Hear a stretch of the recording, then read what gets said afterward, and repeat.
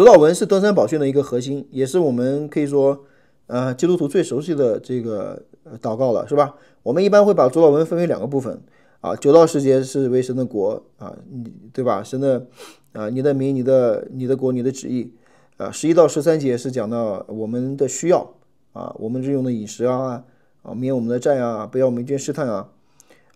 但是呢在主祷文当中其实有一个更重要的点就是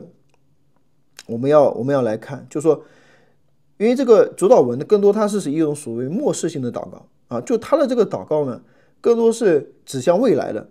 而不是指向今天。这个后面我们会说，所以我们会逐个的来分析这些。还有就是主祷文的重点是什么那真正的祷告是什么？这个祷告它要展现的是什么所以这个维度很重要那我们会特别看主祷文当中的有一个很专门的一个字来透过这个字呢来去分析整个主祷文它的这个要表达的中心。那好，在这里主祷文就是这样说：你们要祷告我们在天上的父，愿人都尊你的名为圣，愿你的国降临，愿你的旨意行在地上如同行在天上。我们日用的饮食今日赐给我们，免我们的债如同我们免了人的债，不叫我们遇见试探，救我们脱离凶恶，因为国度权柄荣耀全是你的，直到永远，阿们。总共有6个祷告6大祈求。所以我们在天上的父指的是祷告的对象第一个祈求，愿人都尊你的名为圣；第二个，愿你的国降临；第三个，愿你的旨意行在地上如同行在天上；第四个，我们日用的饮食今日赐给我们；第5个，免我们的债如同我们免了人的债；第6个就是最后一个，不叫我们遇见试探，救我们脱离凶恶。好，所以这6个祈求它到底就是说我们要看，就是说这6个祈求他们有什么样的共同点它到底在讲什么我们要重新的反思我们的祷告跟主教导我们的祷告之间的这个张力是什么所以主祷文当中有一个关键词让我们重新思考如何解读耶稣的这个祷告，也帮助我们来认识到什么才是合神心意的祷告。那这个关键词是什么呢？我先卖个关子，那后面大家来可以来猜一猜那我们来看，我们首先从整体上来分析这个主祷文。这个主祷文的结构呢，其实你发现它有2个方向的维度。第一个维度呢，它是从地上指向天上；第二个维度，它是从现在指向未来。这2个维度其实也展现了已然而未然的一个末世论，对吧？这个大家都很熟悉的，讲圣约神学，什么是已然而未然？神的国已经来到，但没有完全成就，是吧？而这个已然而未然，就是主祷文在当中的一个角色，就是它尝试连接地上和天上、现在和未来之间的距离，使我们祷告，天上的可以来到地上，未来的可以到现在来实现。所以你要带着这种已然而未然的末世论来解读这个主祷文，那就不一样了，是吧？比如说我们在天上的父，其实称呼神为父这件事情本身就是一个末世性的宣告。如果你去看其他的这个宗教，你就发现没有哪个宗教把他所信的神称为他的父那伊斯兰教他们对神有99种不同的称呼，就是没有父，对吧？那只有基督教的上帝才称为我们的父而这个是很独特的，因为我们为什么可以称神为父？这是耶稣自己的救恩所带来的果效，对吧？而这件事情呢，我们跟神作为父与子的关系，就成为了我们整个基督教伦理的一个基本的架构就圣父跟圣子，圣父跟我们。我们现在是神的儿女，但还未完全成全，因为我们还在等待耶稣基督再来时的这个成就，就是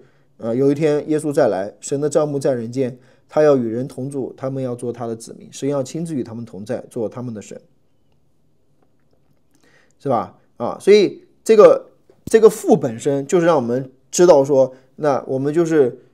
祷告的这个对象，它就是一种末世性的一种宣告那这是一个。那第二个呢，我们来看愿人都尊你的名为圣这件事情呢，其实是从现在指向未来。为什么呢？因为以西结书36章19到23节里面特别有一个预言，就是说当弥赛亚来的时候，或者说当神的应许成就的时候，有一个标志性的事件发生，就是人们都会尊神的名为圣啊。那他在以西结就提到以色列人在流亡期间，他是神的圣名是被亵渎的嘛，而上帝呢要这个使他的名在未来被尊为圣，就是指向末世的时候上帝的应许的一个实现，是从现在指向未来啊。也就是说，愿人都尊你的名为圣，其实是回应圣经旧约里面以西结书里面的一个应许，现在想要让它实现啊。当然还没有完全实现，也并不是现在所有的人都尊神的名为圣，只有耶稣来的时候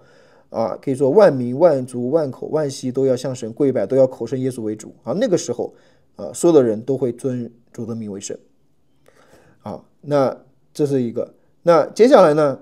第二个祈求是愿你的国降临，愿你的旨意行在地上如同行在天上。这里更加清楚地指出了上帝的国是要让它从天上降到地上，神的旨意行在地上如同行在天上，就建立起现在跟未来还有地上跟天上之间的一个桥梁，是吧？所以你看主祷文的这个维度是很清楚的啊，地上跟天上，现在跟未来啊。但是讲到接下来的时候，我们好像就一下就没了这个地上天上现在和未来的距离了，好像就是我们日用的饮食就是什么，就是我今天吃的东西，是吧？一下就好像回到现实当中啊。那这个就我们来思考，我们怎么来解读啊？这就是我刚刚提到的主祷文当中最难解释的一个字。我们日用的饮食今天赐给我们，这最难理解的经文就在这里，就是你怎么解释日用的饮食这个字呢？因为日用的饮食，就日用的这个字啊，这个字是非常难以翻译的，因为整个圣经当中只有主祷文出现这个字，而且如果你去看当时的这个文献你知道如果一个字它出现概率很少，那么我们一般怎么去了解这个字的应用呢？一般我们就会看其他的文献，其他的人怎么用这个字，对吧？然后根据其他人的用法来去推测说，这个字大概是什么意思。可是当我们查这个字的时候，我们发现在整个从荷马史诗然后一直到新约的这个时期，没有在其他任何的希腊文的文献当中发现这个字，就是说这个字是一个独有的字，只在主祷文里出现过。所以这个就很难了，就是说这个字就只在这里出现，你根本不知道其他作者都没有用过，你也不知道别人怎么用的。那这个字该怎么翻译呢？这个字呢，它其实是两个字的这个就是合写啊，两个字的一个合写。那这个翻译呢，其实如果是用英文的话，可能更容易，就是翻译为这个所谓的 to be。to be 就是我们现在的这个和合本的翻译，就是现在的，但是它也可以翻译为将来的 to come 啊，就是说这个将来的未来的啊。那如果我们按照已然而未然的这个标准啊，我们刚刚讲了对吧？这个末世性的已然而未然的一个标准，那么更好的翻译也许不是我们日用的所以我们翻译为日用的好像是每一天的哈。但如果你把它用一个已然而未然的翻译，你会翻译为我们末世的饮食，或者我们将来的食物，今日赐给我们。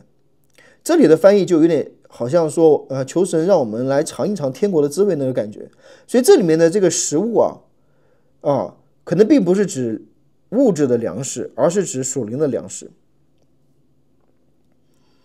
那你说你怎么能够来认为这个是属灵的粮食呢？那其实如果你看这个原文它这个粮食英文它也是一个字，就是 bread， 翻译为 bread 就是面包在这个圣经里面讲到这个食物的时候，面包的时候其实都是用这个同一个字。那你就看了你看上下文，首先马太福音主祷文的上下文，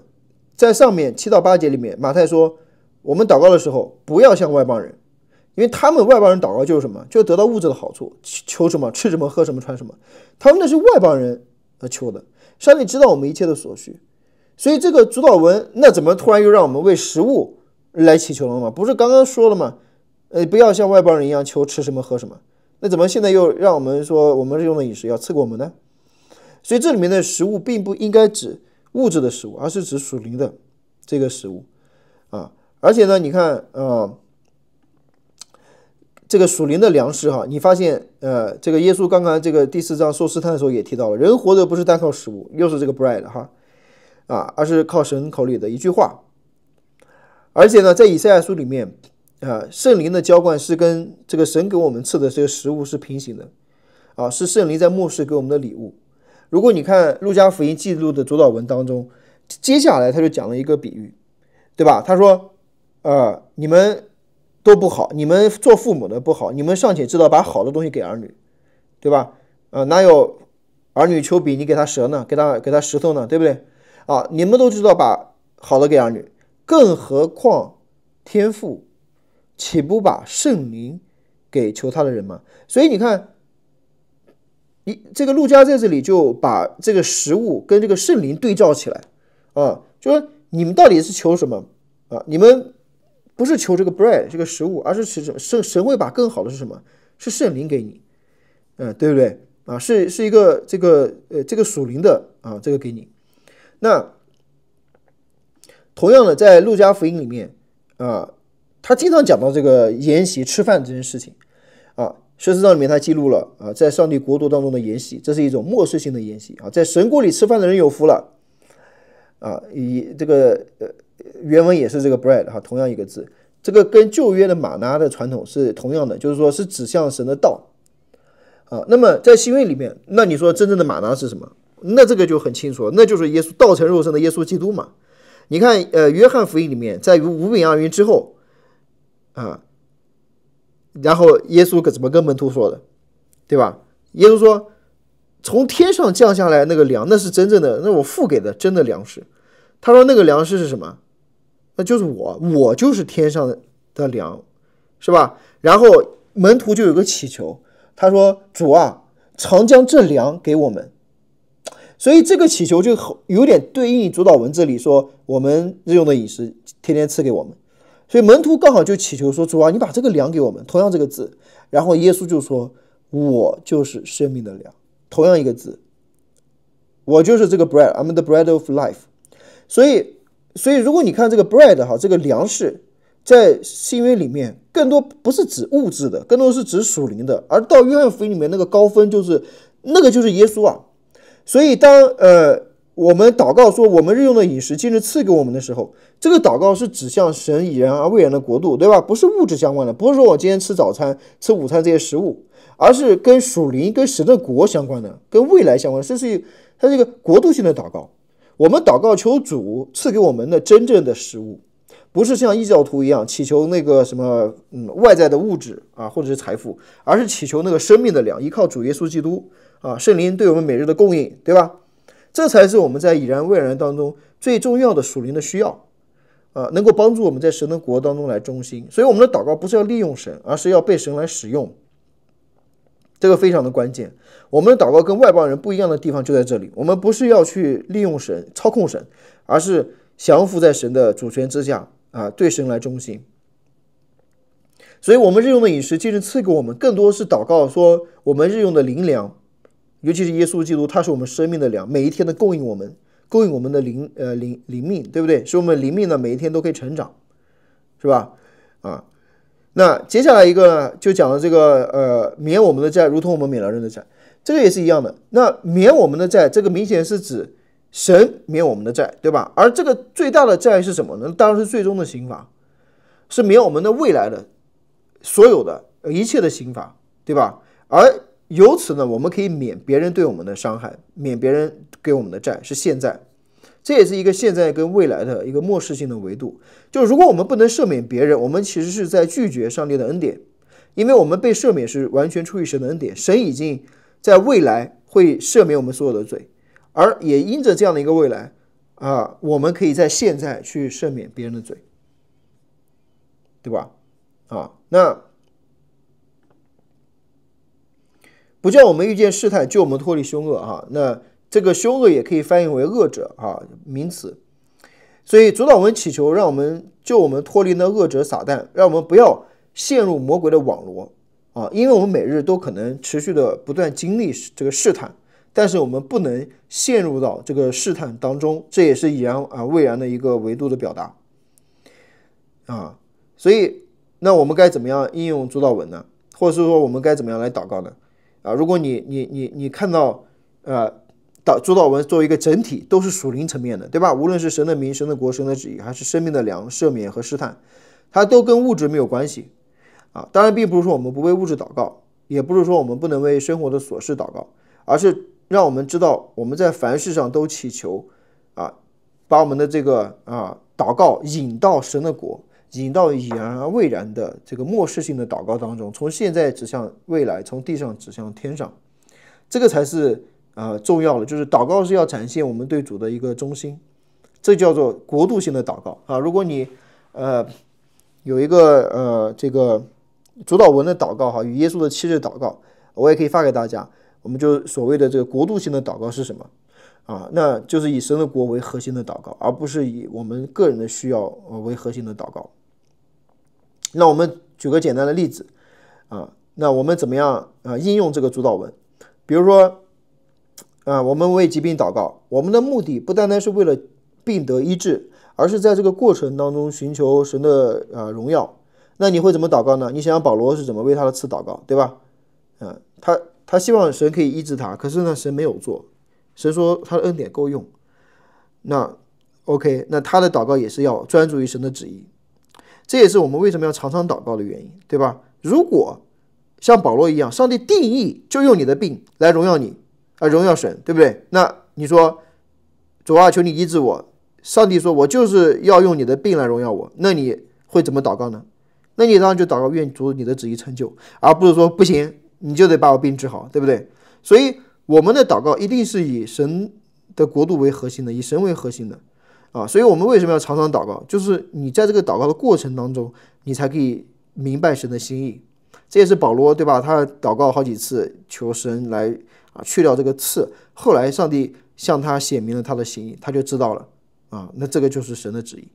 所以当我们专心的寻求他，忠心于他，无论我们处在怎样的环境当中，都可以荣耀他所以这个祷告并不是希望我们在当下我们可以得到什么好处，而是希望我们能够作为神的百姓，神的儿女，接着祷告来更加的亲近他，荣耀他明白他的心意，更加的忠心于他这个就是我们该如何应用这个主祷文。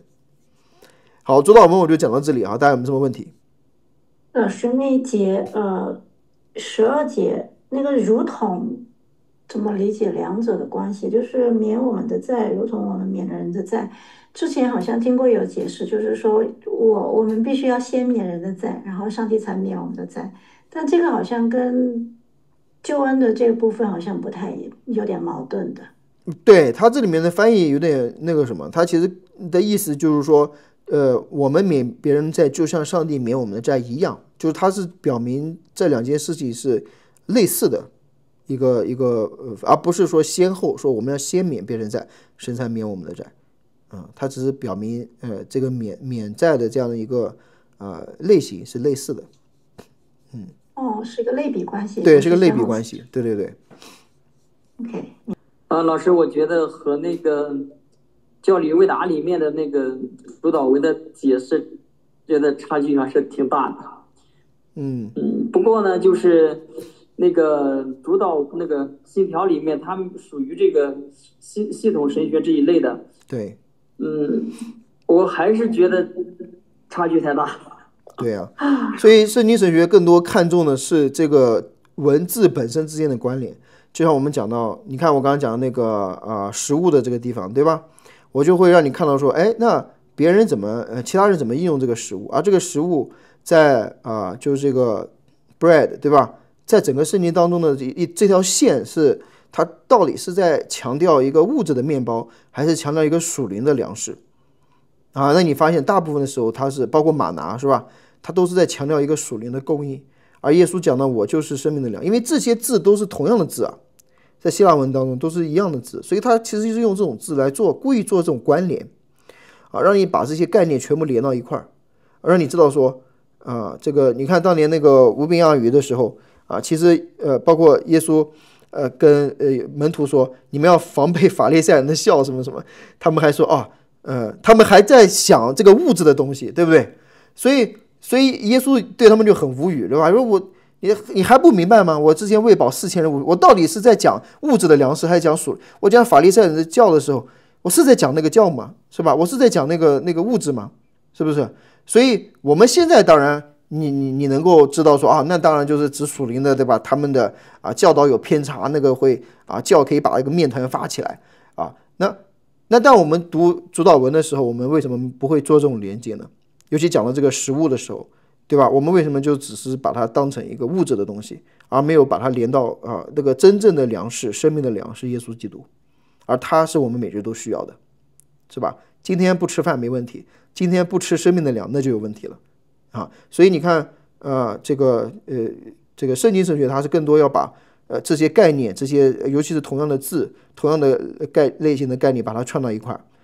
这样的话你就从旧约里面讲到食物，对吧？新约里面把它连到一起这样其实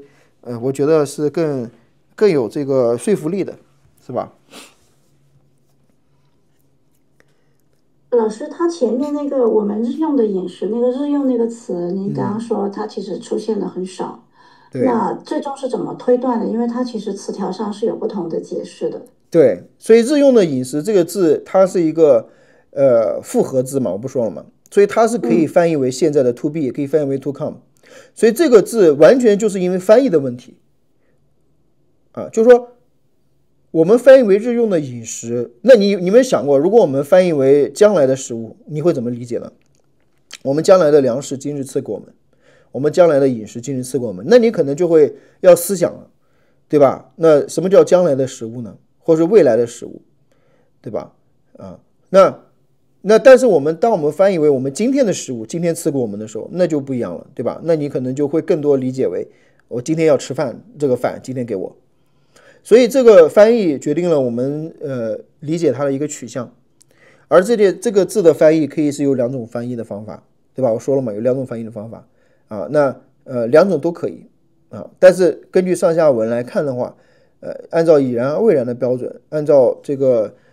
现在和未来地上和天上的这个2个维度的标准，它更多不是指物质的，更多应该是指属灵的所以翻译为 to come 是更好。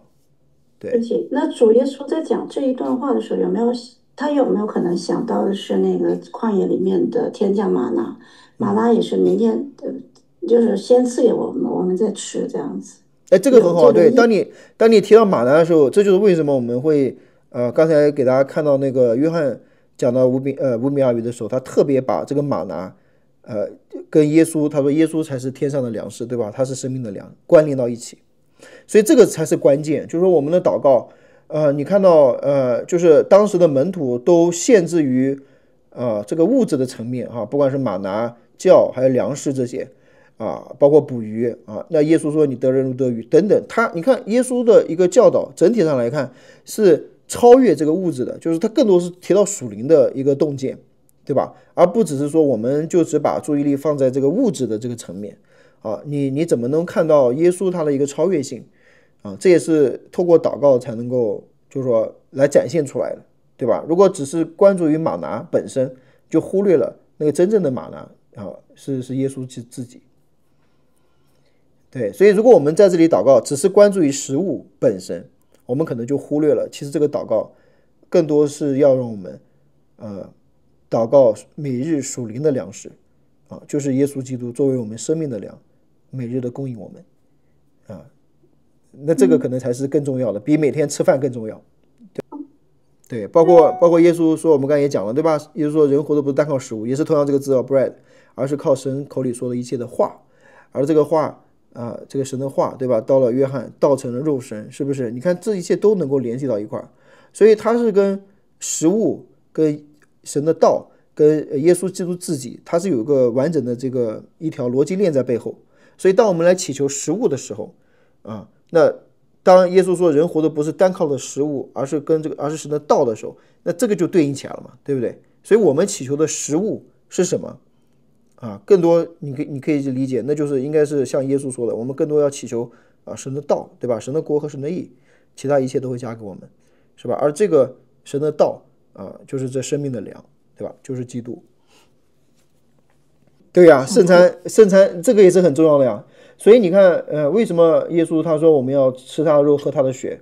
这个当然不是一个就是物质上的，我们吃他的肉喝他的血，而是指向灵里面的，对不对？我们跟他联合，对吧？这个饼和杯代表就是我们日用的饮食，就好像我把它吃下去一样作为我们新的生命的一个动力。就是我们物质的食物只是供应我们物质身体的需要，可是灵粮供应的是我们灵命的这个需要，对吧？那所以我们吃圣餐不是靠它吃饱，而是代表说那是灵粮，我们把它吃下，代表基督的身体基督的宝血，我们把它吃下。那这个其实就跟主祷文这个就有联系了真的是有联系了。就是说我们为什么要把耶稣基督看成我们日用的饮食，要把它吃下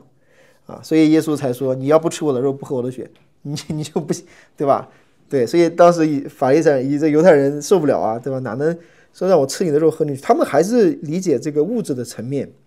而没有看到那个更高的属灵的层面